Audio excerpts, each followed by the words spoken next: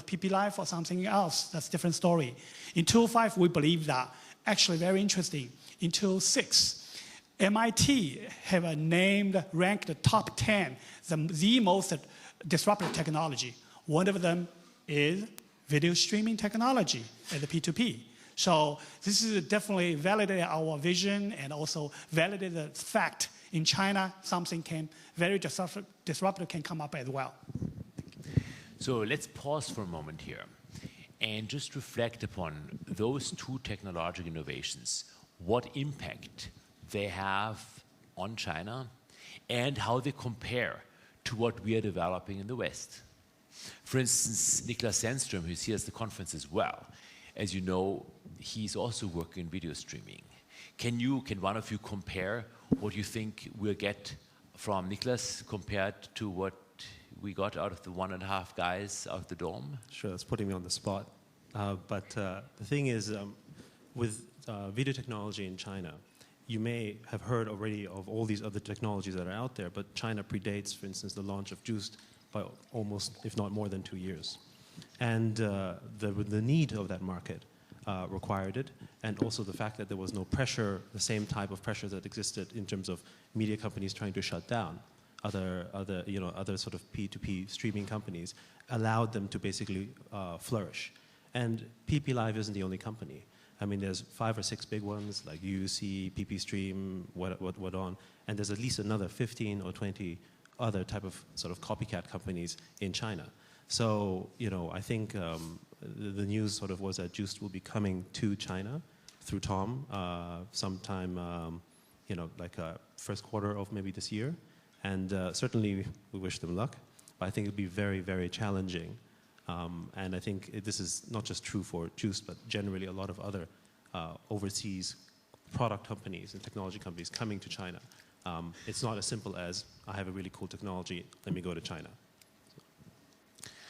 Okay, so now you might think, all right, technology, possible, but still mind you that we moved from a copycat, which used to be just finding out, C2C, by the way, means copy to China, from the copycat idea to actually true innovation idea. Let's then move to the third area I said I would talk about, and that's one which is probably pretty new to most of you. Creativity innovation in China. Huh.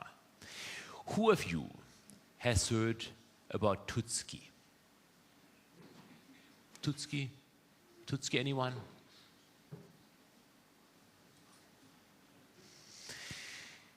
All right.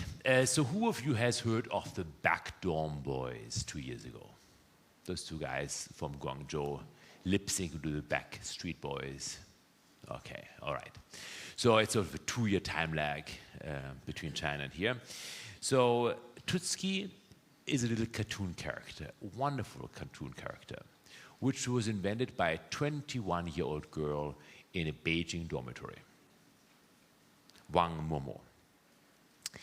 And the interesting thing is that Turner, as you know, a media company which owns many of the cartoon content, Turner discovered her.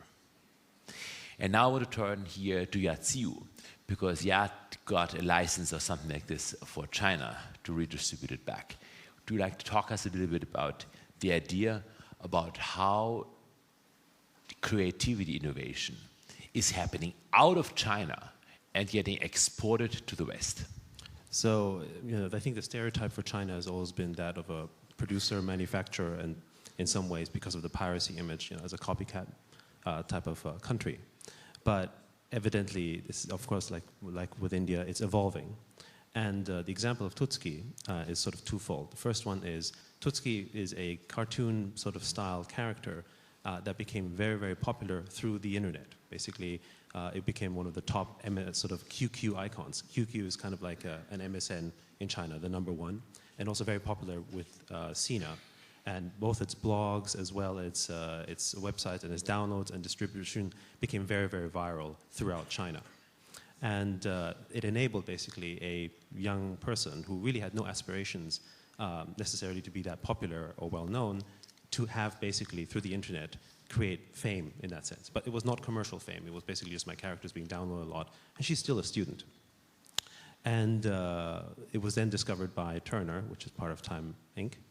And they basically said, hey, it's not just good for China, this has some real potential for the world. And so this is only the beginning, where more and more talent will come out of China that could be producing clothes or so on, but actually design, art, and so on as well. Now, I would like to comment on this by pointing out that this is not, as you might know it from the West, a top-down distribution of content. It's a bottom-up discovery. So this is enabled due to the interaction the internet and mobile phones as well allow us to have. So in the States, there is a revolution going on right now. And it's a consumer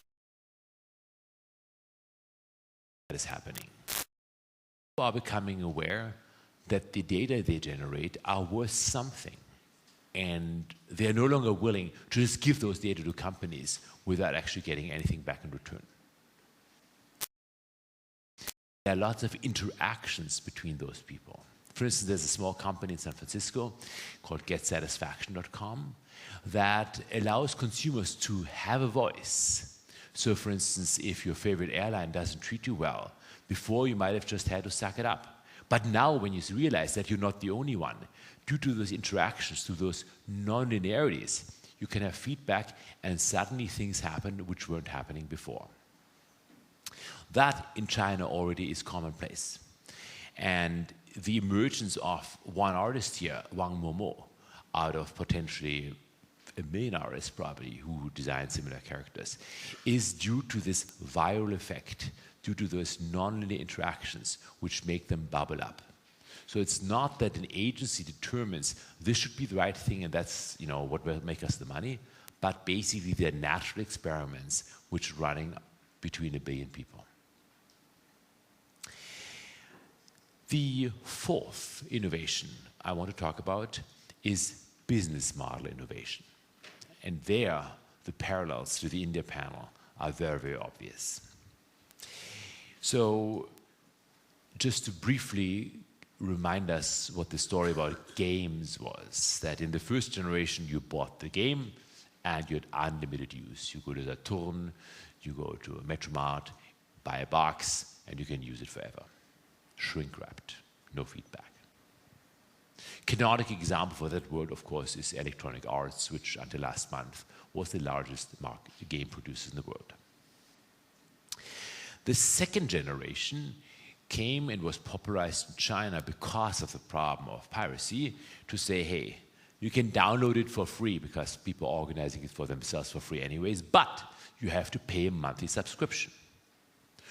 World of Warcraft, which is I think like 10 euros a month, is a wonderful example for that. And actually in 2003, 2004, Sina.com already made more money in advertising, more money in games than they made in advertising or in dating. Similarly, I think NetEase. Now, a new thing is coming from Asia, innovated in Asia, not in the West. And that is the idea that it's free to play, no subscription there. But how do these companies make money? They make money by the virtual items there. So would one of the two of you like to talk about the innovation in the gaming market and what came out of China, also out of Korea? Well, maybe I'll just start and then maybe you can. So the commonplace model now in China is that